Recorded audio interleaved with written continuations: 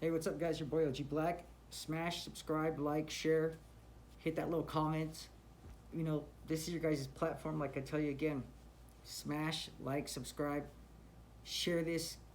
Watch out. I'm on fire, and I'm gonna keep bringing the fire for you guys. You know, sometimes in life is weird. For me, sometimes I know that God has really protected me and looked out for me really in my life. You know, um, I'm gonna tell you a quick story. When I was a kid in the neighborhood I was growing up in, it's an old neighborhood. We've been around forever. My neighborhood started back in the 40s and the 50s. They started getting really strong in the 60s. They were stronger in the 70s. They were getting strong in the 80s. They were out of control in the 90s. We were fucking shit up. By the year 2000, we were getting RICO and indicted, and that was it. By the ends of 2005, 2003, we were done. We were RICO and indicted, and we were all going to prison from everything from possession of gun sale charges and trafficking across state border lines to trafficking an amount of heroin, narcotics, and everything. When I was a kid, the most pettiest thing I was pushing or selling was weed, marijuana. Yes, guy, you know. That was just the minimum. Anyways, this story is about what happened to me when I was about 13. Yeah, I was about 13 years old when this happened. The good old 1-3, huh, guys? The good old 1-3. So I was about 13 years old. And remember, guys, this story is not to get you guys in this lifestyle. Remember, kids, I'm telling you guys this story, and people at home, as you get out of this life, so you guys know what really goes down in the barrios in LA, Orange County, San Bernardino, Riverside County, San Diego County.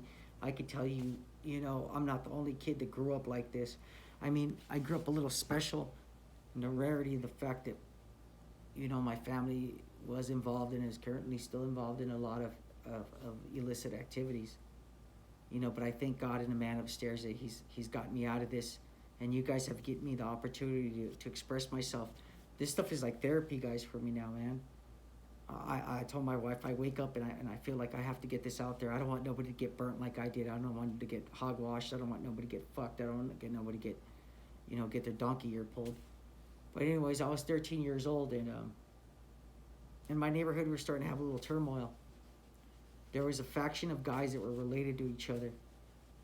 They weren't from our neighborhood, but they started getting big. I'm talking about the number of 9, 10 to 15 of them.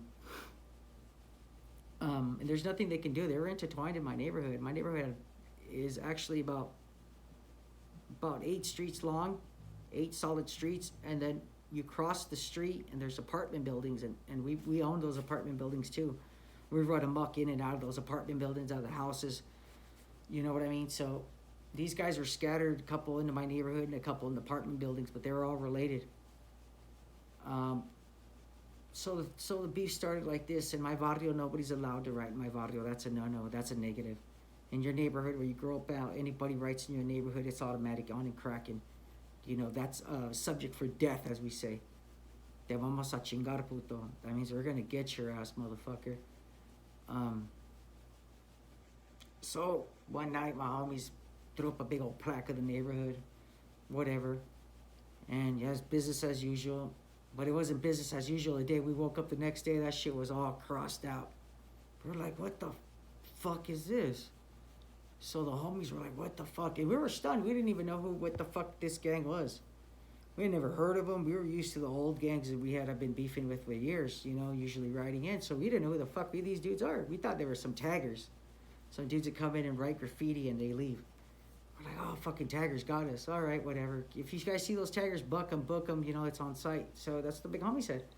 So anyways, long story short, my homeboy from my neighborhood, little youngster, crazy fool, he's the one that got me into my neighborhood. He goes up there and he fucking crosses that shit out.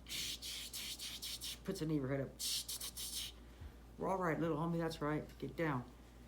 And he got down, man. Next thing you know, those motherfuckers crossed it out again.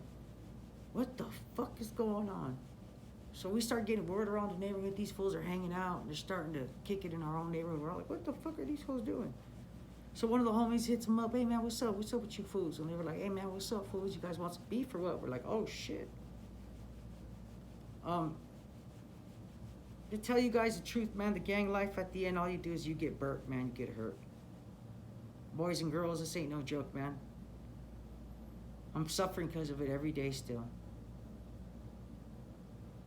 You know, and this story is to get you guys out of it. I ain't to glamorize it, man. Just get you the fuck out of it, man.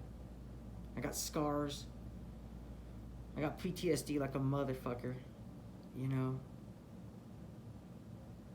Remember, guys, you're the biggest influence in your kids' life. What your kids see you do affects them forever. Some are rare and they don't affect them. You know, I seen my dad pistol whip the shit out of someone once. I seen my dad jump over a counter and grab a motherfucker and pull him down on the ground. But then my dad would always explain to me in the car seat, you know, mijo, this thing had to happen, man. That dude disrespected me. That dude owed me some feria, and I'm sorry I lost my cool. But in the calles, he used to tell me, in the calles, mijo, you can't let nobody disrespect you. In the streets, you can't let nobody disrespect you. You know what I mean? Because or else everyone's going to take your kindness for weakness, and that shit ain't happening. So I got a heart. But you can't be soft, mijo. You understand that? And I said, yeah, I understand that. So anyways, we're beefing with these guys to get back on story on track. We're beefing with these dudes all of a sudden. So the homies knew it was on site.